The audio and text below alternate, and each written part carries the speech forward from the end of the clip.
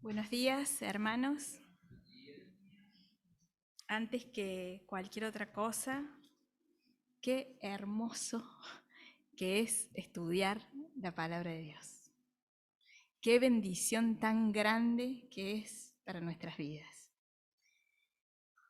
Estamos estudiando el libro de Hechos. Hasta aquí hemos visto primero el libro del Evangelio de Lucas, donde el mismo autor nos cuenta el recorrido que hizo Jesús. Y hemos intentado transitar ese camino con él, viendo todo lo que el Señor Jesús hizo, todo lo que el Señor Jesús nos enseñó. En este segundo libro de Lucas, Hechos de los Apóstoles, Lucas comienza a relatar a un Jesús resucitado, a un Jesús que se les presenta a los discípulos resucitado y les demuestra que realmente estaba vivo. Y les dice, ahora esperen un poquito, porque yo me tengo que ir, como dijo Andrea, pero viene el Espíritu, viene el Consolador a morar en sus vidas. Jesús asciende, como vimos en los primeros capítulos, y vienen los ángeles y les dice, no miren al cielo, porque Él se ha ido, pero ese mismo que se fue, vuelve.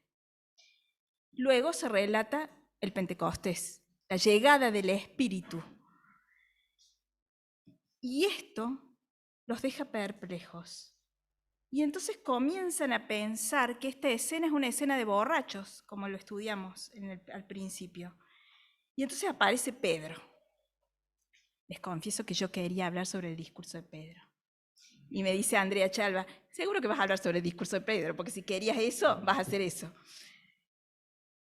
Me tocó otra porción, pero los invito a que después, en sus casas, durante todas las semanas, durante todo el tiempo que estudiamos Hechos, volvamos a releer él y los discursos de Pedro, mi fiel compañera Eva. Y aparece Pedro y le presenta al Nazareno viviendo con nosotros, sacrificándose por nosotros, y también presenta a un Dios soberano que dispuso todo esto, porque la muerte no lo podía retener al Cristo resucitado. Y aparece un pueblo responsable de esa muerte, y le dice Pedro, como es Pedro, ustedes son responsables de esto, porque ustedes fueron solidarios con quienes lo entregaron y lo crucificaron.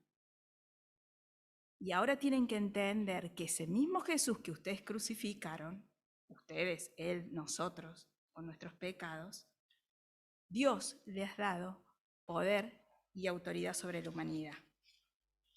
Dice Pedro, que les quede claro que esto no es una reunión de borrachos. Esto es el cumplimiento de la promesa de Dios. Nos lo prometió a través del profeta Joel, que la Biblia lo estudió, y ahora lo estamos viendo. Dice, esto que se profetizó es lo que estamos viendo ahora, dice Pedro.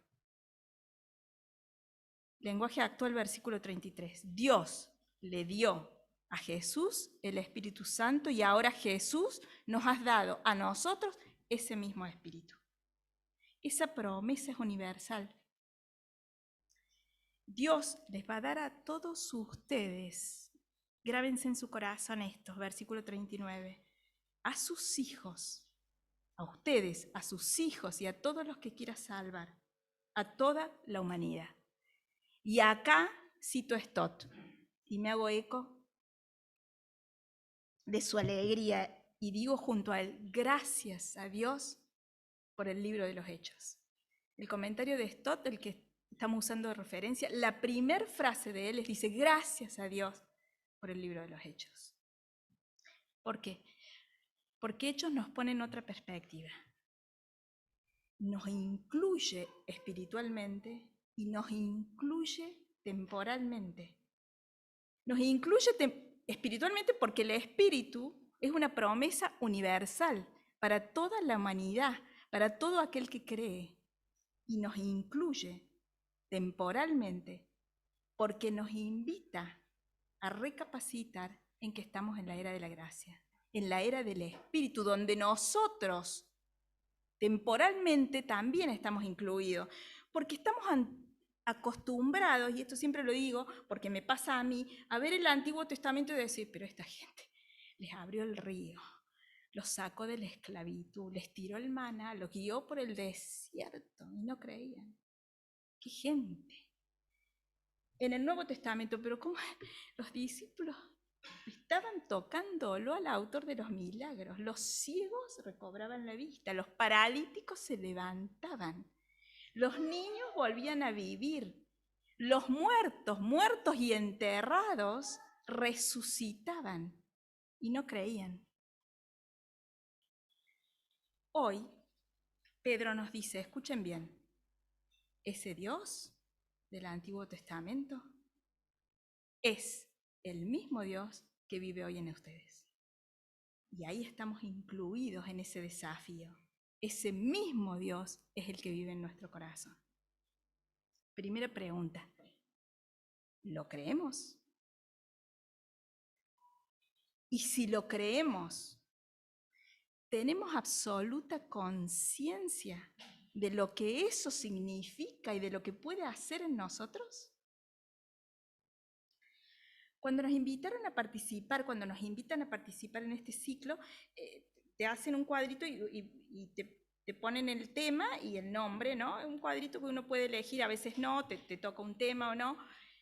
Pero en el prólogo de ese escrito, la Iglesia manifiesta algo que nosotros tenemos que saber, los que participamos en transmitir esto y toda la Iglesia en conjunto, que dice, ¿cuáles son las afirmaciones? ¿Qué es lo que Lucas afirma y qué es lo que los líderes de la Iglesia y la Iglesia en su conjunto aspira a que nosotros recorramos en este trayecto del estudio de los libros de los Hechos? Y yo se lo voy a leer porque me parece importante que tengamos claro la aspiración y la afirmación.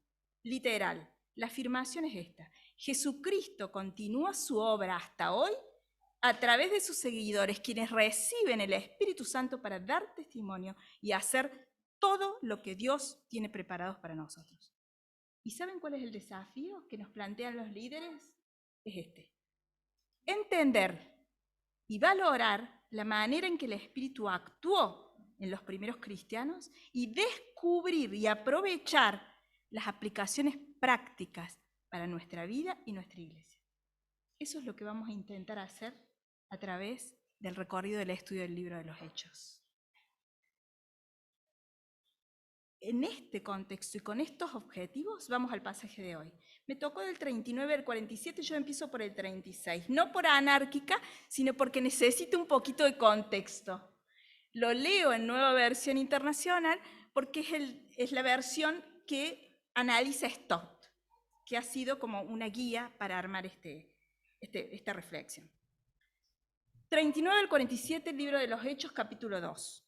Por tanto, sépanlo bien todo Israel, que a este Jesús, a quienes ustedes crucificaron, Dios lo ha hecho Señor y Mesías. Cuando oyeron esto, todos se sintieron profundamente conmovidos y le dijeron a Pedro y a otros apóstoles: hermanos, ¿qué debemos hacer? Hermanos, ¿qué debemos hacer? Arrepiéntanse. Arrepiéntanse y bautícese cada uno en el nombre de Jesucristo para perdón de sus pecados, le contestó Pedro, y recibirán el don del Espíritu Santo. En efecto, la promesa para ustedes, sus hijos y todos los extranjeros, es decir, para todos aquellos a quienes el Señor, nuestro Dios, quiera llamar. Y con muchas otras razones les exhortaba insistentemente.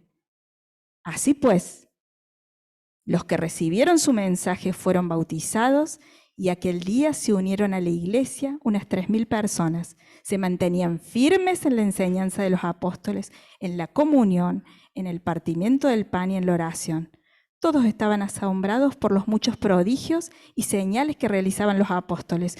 Todos los creyentes estaban juntos y tenían todo en común. Vendían sus propiedades y posesiones y compartían sus bienes entre sí según la necesidad de cada uno. No dejaban de reunirse en el templo ni un solo día. De casa en casa partían el pan y compartían la comida y con alegría y generosidad, alabando a Dios y disfrutando de la estimación general del pueblo. Y cada día el Señor añadía al grupo los que iban siendo salvos. Stott hace referencia explícita a este pasaje y dice, este pasaje es una descripción de la luna de miel que aquella comunidad tenía con el Espíritu, en el Espíritu, llena del Espíritu. Es una descripción de la luna de miel, de ese primer amor.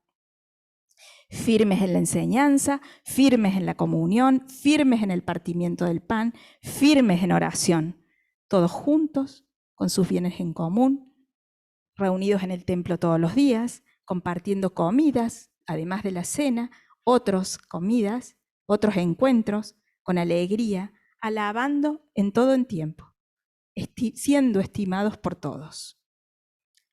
Yo les cuento que este mensaje tiene su eje estructural en las reflexiones que surgen de nuestra célula de estudio.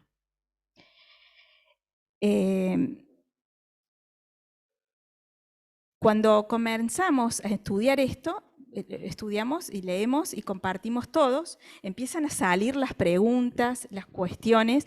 Todo lo que yo digo es lo que en conjunto fueron diciendo las hermanas durante estos lunes. Cuando leo la luna de miel, por supuesto que aparece la práctica, la pragmática, que es la Caro. Y la Caro dice, che, hermoso, pero esta gente no trabajaba. O sea, ¿cuándo? ¿Cómo? La realidad es que es muy difícil imitar la conducta de la iglesia primitiva. Nosotros no podemos ir todo el día a la iglesia. Nosotros no podemos reunirnos a comer, como a José y a Gaby le gustaría todos los días en la granja. Nosotros no podemos vender todo lo que tenemos. Tampoco era obligatorio en esta época, ¿no es cierto?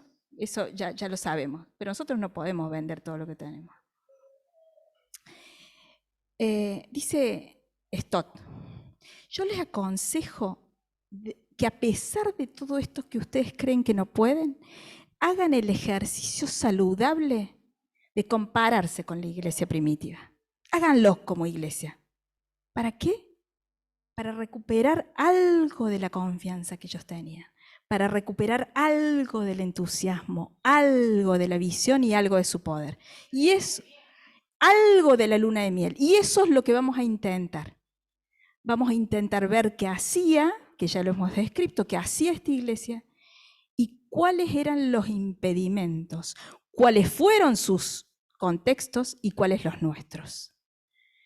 No es nuevo para nosotros, firmes en la enseñanza, firmes perseverando en la doctrina de los apóstoles, porque ya sabemos que la palabra siempre es útil para redarguir, para instruir. Ellos no tenían la palabra completa. Algunos tenían el Nuevo Testamento, algunos podían leer, tenían la tradición oral, maestros les enseñaban, sus padres les transmitían. No tenían esta bendición que tenemos nosotros. Les enseñaban los salmos, les enseñaban las profecías, las cantaban. Dice que compartían con ellos las enseñanzas acerca de Dios y acerca de Jesús.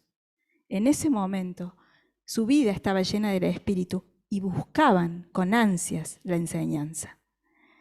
Buscaban estar juntos. Lenguaje actual, en el versículo 42 me encanta porque dice, decidieron vivir como una gran familia.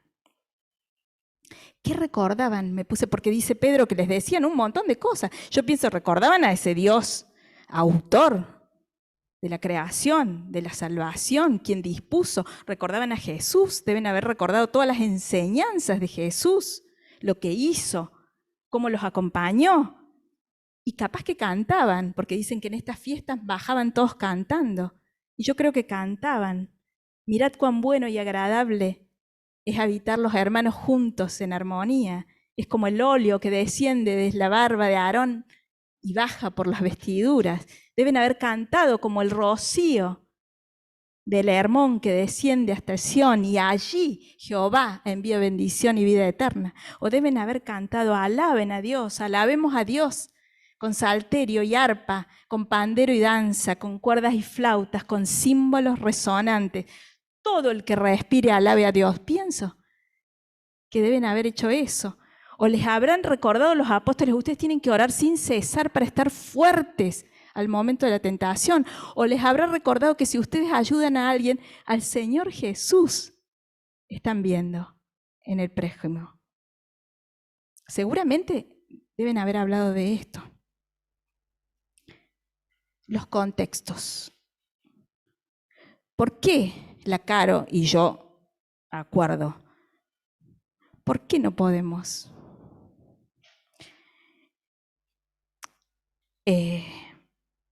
Esto dice, bueno, tengan cuidado que cuando ustedes estudian la palabra, no salten 20 siglos así como así. Vean y respondan. ¿Qué pasaba y qué pasaba acá? Porque tampoco podemos caer, dice Stott, en la idea romántica de que ellos no tuvieron fallas. Porque al poco tiempo lo vemos a Pablo exhortándolos a que ofrenden, exhortándolos a que se vuelvan al Señor, exhortándolos a que no hablen mal del hermano, etcétera, etcétera, etcétera. Ellos fueron perseguidos. Nosotros tenemos guerras, ellos fueron perseguidos, vivían bajo la autoridad del Imperio Romano, que se expandía y que respetaba, entre comillas, la libertad de la religión, mientras que a ellos no los cuestionaran en su autoridad, los respetaban. Ellos vivían con los propios judíos que, temerosos de que le quitaran el poder, negaban al Señor Jesús. Existía la esclavitud, existía la esclavitud.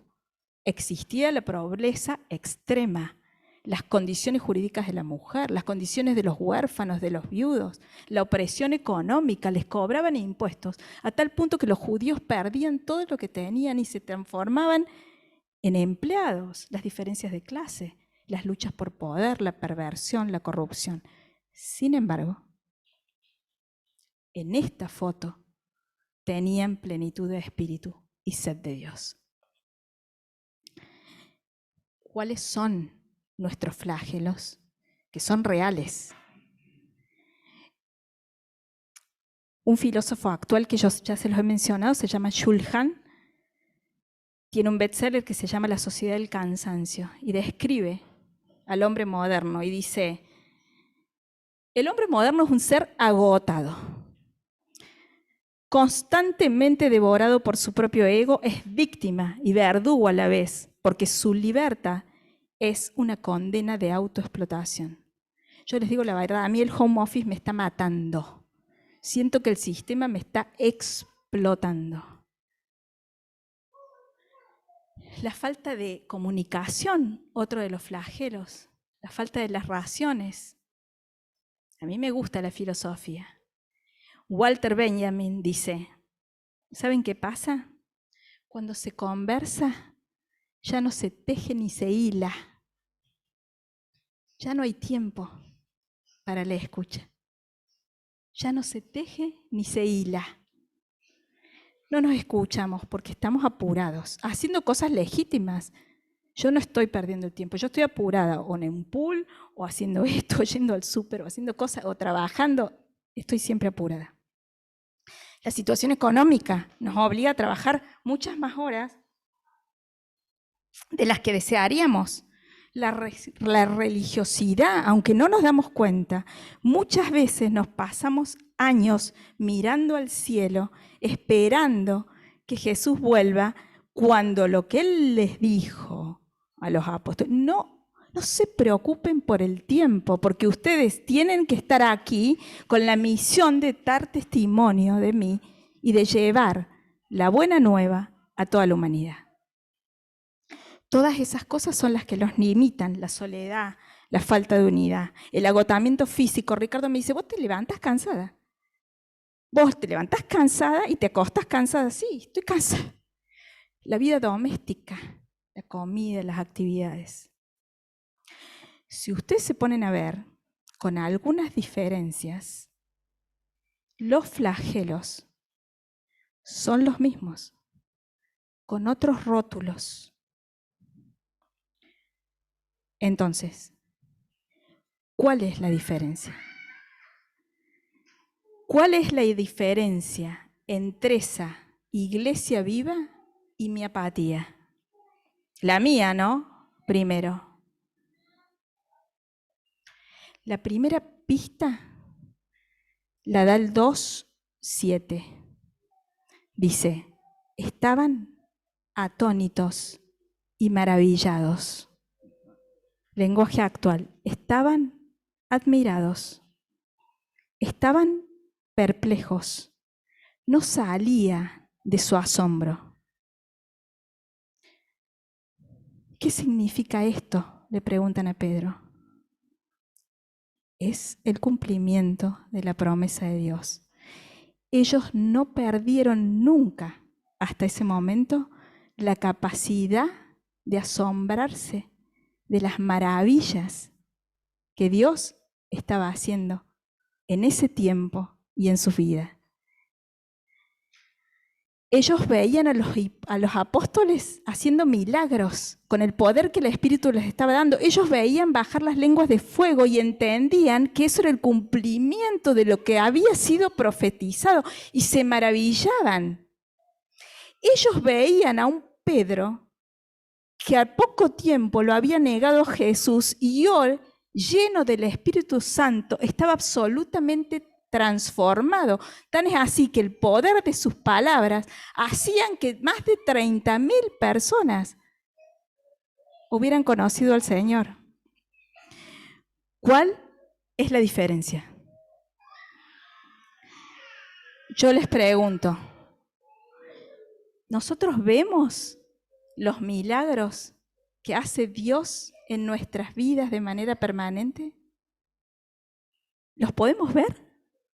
¿Somos capaces de identificar la restauración, el amor, la salud, la compañía, el consuelo, todo lo que Dios milagrosamente hace en mi vida cotidianamente? Segunda pista. ¿Cuál es la diferencia? Versículo 37.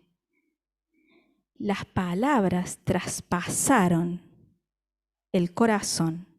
Nueva traducción viviente. Las palabras traspasaron el corazón y ellos dijeron, hermanos, a Pedro y a los apóstoles, ¿qué debemos hacer?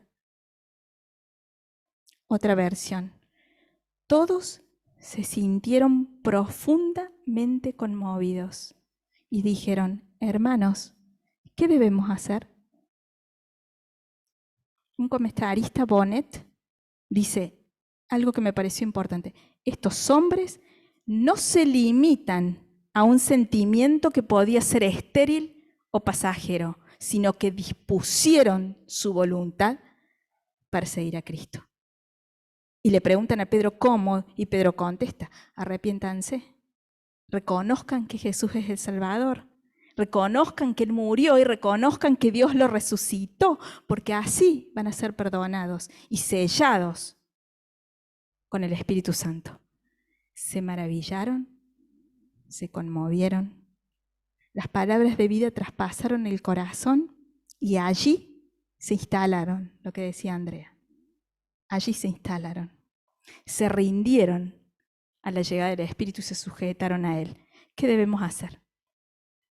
Creer que esto es verdad y pedirle a Dios que todos los días nos llene de su Espíritu.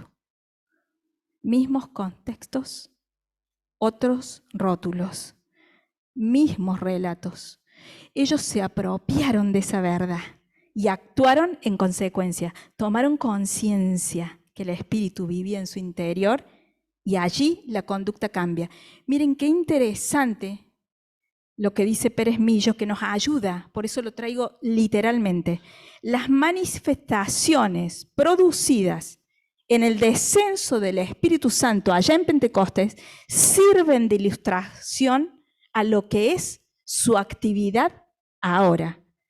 ese viento recio que se describe habla de la actividad poderosa del Espíritu Santo.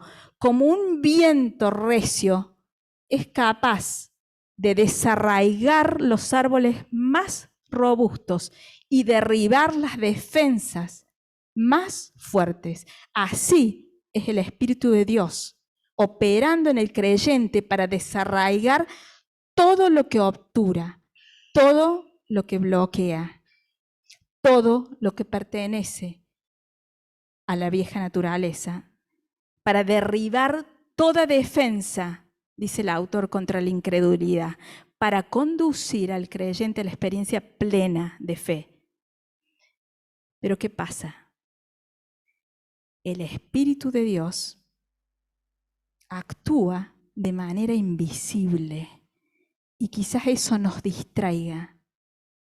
Invisible a los ojos humanos y solo se aprecia por el efecto que produce.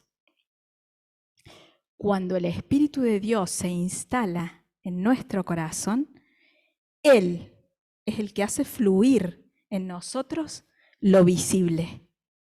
El amor, la paciencia, la confianza, la paz, el gozo, la bondad, la mansedumbre, la templanza, la fe. Y allí es donde todo lo prescriptivo se transforma en un deseo. Toda la religiosidad, las recetas, los mandatos se transforman en una búsqueda genuina. Entonces, todo lo que nosotros no podemos, por nuestros contextos, por nuestros flagelos, el Espíritu sí puede. Para ayudarnos, para consolarnos, para recordarnos, para mostrarnos el camino. Versículo 42. Ellos decidieron vivir como una gran familia, perseveraban en la doctrina, unánimes, compartían con alegría. Todos veían eso y todos los querían. Tenemos que maravillarnos de lo que Dios hace en nosotros. No tenemos que dejar nunca de asombrarnos de ese Dios enorme que actúa permanentemente a nuestro favor. Tenemos que apropiarnos de esa verdad, de un Dios que mora en nosotros por medio del Espíritu, que nos enseñe, que nos recuerda, que nos guía. Todo el capítulo de Hechos 2 es muy importante que lo tengamos en cuenta, porque enmarca el estudio del libro. Fíjense, y lo muestra claramente, que al principio, para el auditorio que veía y escuchaba esto, quienes hablaban eran galileos, eran despreciados, eran borrachos al principio. Por obra del Espíritu Santo, esos borrachos se transformaron en hermanos. Por obra del Espíritu Santo, esos borrachos que ya eran hermanos, terminaron siendo maestros. Eso es lo que hace el Espíritu Santo. Lo dice claramente. Ahora el que conduce la iglesia es el Espíritu. Entonces, ¿qué pasa? Tenemos sed de Dios y la palabra es mi delicia. Estudiar la palabra produce eso. Es una necesidad. Entonces, acompañar en la angustia al que sufre es una prioridad. Entonces, escuchar lo que el otro tiene para contarnos, así sea un largo relato, ya no es tedioso. Entonces, responder a las necesidades o carencias materiales del otro ya no es una obligación, sino que es lo único posible. Entonces orar ya no es un esfuerzo. Y así nos vamos contagiando. ¿Saben por qué? Porque cuando el Espíritu de Dios conduce mi vida, la transforma. Y ya no depende de nuestras fuerzas, de nuestras ganas, de nuestras recetas. Que ninguna de las circunstancias que nos tocan atravesar limiten o obturen esa acción del Espíritu. Nuestra salvación en el momento que creímos está segura gracias a la misericordia de Dios. Ahora nos toca dejarnos guiar por el Espíritu para dar testimonio de Cristo hasta nuestra muerte o hasta que Él vuelva. Qué importante que es perseverar en la palabra, qué importante que es hacerlo en comunidad. No es azarosa la idea de perseverar juntos. Yo digo, bueno, yo estudio la Biblia, yo hago mi devocional solo, está muy bien. Lucas siempre se encarga, sigan estudiando, sigan, nos manda los versículos, nos manda cosas, nos manda la estructura. Está perfecto, está muy bien. Y bendice. Pero qué importante que es hacerlo en comunión. Qué importante que son las células, hermanos. Porque allí cada uno va compartiendo su experiencia, lo que al otro lo interpela, y así se crece. Crecemos juntos. Mi reflexión de hoy es nada más que la unión de todo lo que las hermanas los lunes compartieron. Y no estamos todas acá, pero las que están se van a acordar. Yo anoto, yo voy anotando. Primer lunes anoto una cosa, el segundo lunes, después voy anotando las cosas. Y así surge esta reflexión. ¿Y saben lo que me gusta a mí? Que Pedro hablaba, les decía yo a las chicas el lunes, me encanta porque Pedro seguía siendo el Pedro de siempre. Escuchen, ¿ustedes qué creen? Vengan, era fuerte, era vigoroso, hasta vehemente podríamos decir. Que les quede claro tal cosa. Y yo digo, la verdad que el Señor nos permite conservar nuestra personalidad. Y las cosas que a uno los interpelan tienen que ver también con esa cosa que nosotros somos. Entonces, en la reflexión aparece la pragmática, desafiándonos, che, esta gente ¿cómo? ¿Cómo no trabajaban? ¿Cómo hacemos? La Caro. Y la devota contesta, que es la Lili. Dice, ellos no dejaban de maravillarse. Así lo hacían. Entonces viene la decidida, que es la Bibi. ¿Saben qué? Tenemos que volver a esa luna de miel y tenemos que hacer un campamento y tenemos que organizar, porque cuando uno vuelve del campamento vuelve plena y tenemos que ir a ese lugar. Y viene la que se autoflagela, que es la Mary. La Mary siempre dice, ay, pero yo siento que hay cosas que todavía no he entregado al Señor, que hay cosas que están obturando ese fluir del Espíritu. Y ahí aparezco yo, que soy la voladora, y le digo, Mary, no te preocupes. Le pidamos al Señor, como hacía el salmista, Señor, sácanos de la cárcel para que podamos adorarte. Y la ardiente del grupo, que es la Andrea Chalva, dice, tenemos que recuperar ese fuego en el corazón. Yo siento que mi corazón arde, y yo le digo la verdad, ¿qué sentís vos? Siento que arde, me dice. Y compartimos experiencias reales de un corazón ardiente, porque todos en algún momento experimentamos plenamente ese fuego en el corazón. Y yo le preguntaba a André, y digo, ¿realmente sentís ardor? Sí, siento eso. Ay, yo siento otra cosa que tiene que ver con lo mismo. Y Dios me habló de este modo, y a mí me dijo tal cosa, y yo esto lo veo como una respuesta personalizada, y así nos vamos contagiando. Y por supuesto la plomada del grupo, que es Erika, siempre cierra, y dice, tenemos que tomar conciencia que el Espíritu de Dios vive en nosotros, y que donde vamos, el Espíritu de Dios va dentro nuestro. Entonces le dice, Andrea dice, hay una persona que está cerca de conocer al Señor, y ella le dice, bueno, háblale de Isaías y tal. Y nos ayuda a realmente tomar conciencia de la entidad de lo que significa que el Espíritu de Dios vive en nosotros. Y Evan dice, cuando tenemos que venir los lunes, que muchas veces es de 7 a 9. Hay cosas que se mezclan. Y la nena se porta mal. Bueno, me dice, señora Analia, la llevemos porque yo necesito ir. Yo necesito encontrarme con los hermanos. Yo necesito juntar fuerzas para la semana. Ese es el Espíritu de Dios que trasciende cualquier cosa, cualquier contexto. Si ustedes analizan si se ponen a analizar cada uno de los ministerios en que participamos, esto pasa realmente.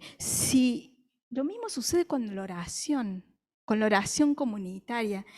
Yo digo, qué hermoso que fue para nosotros como comunidad acompañar a Lili en oración durante este tiempo. Porque yo nunca lo conocí a Luis personalmente, pero sí sé dónde él vivió, sí sé quién lo cuidó, sí sé cuáles fueron sus necesidades, sí sé cuándo pudo él hacer una oración, sí sé de Margarita que lo acompañó, sí sé de la tristeza de esa familia. Y eso pasó porque compartimos en un mismo espíritu oraciones en conjunto. Entonces, quizá, y así fue, apareció alguna llamada. Quizás ese espíritu que está en nosotros nos conmovió al punto de ofrecer alguna respuesta. Quizás algo material, quizás habilitar alguna gestión, quizás tan solo un abrazo. Nosotros disponemos nuestro corazón y el Espíritu de Dios actúa. Cuando nos decidimos a escuchar, Dios habla, no tengamos duda de eso. Aunque no comprendamos acabadamente las palabras, el Espíritu de Dios abre nuestro entendimiento. Cuando no pude venir, cuando vinieron los hermanos de Formosa, y yo le preguntaba a Regina, ¿y? Muy bonito, Ana. Eran gente con otras voces. Le digo, mira qué bien. Eran gentes con otras voces. Le digo, ¿y qué entendiste?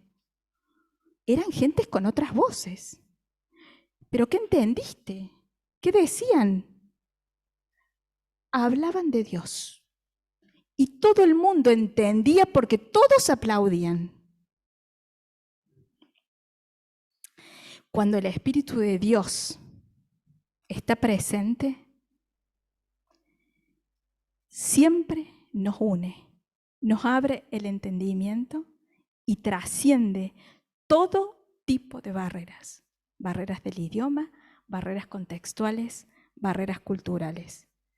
Donde hay comunión, Dios derrama bendición y vida eterna. Nosotros somos una familia. Pidamos a Dios que su Espíritu afiance este vínculo para que estemos listos como comunidad a dar testimonio de lo que Él hizo y de lo que sigue haciendo en cada una de nuestras vidas, para que nuestra voz y nuestra vida, mediante el Espíritu, permita que un desconocido se transforme en nuestro hermano, para que ese lugar de Centenario sea un oasis para el necesitado, para que aquí se haga visible el amor, la paciencia, la benignidad, la mansedumbre, la templanza y la fe. Que Dios nos bendiga, hermanos.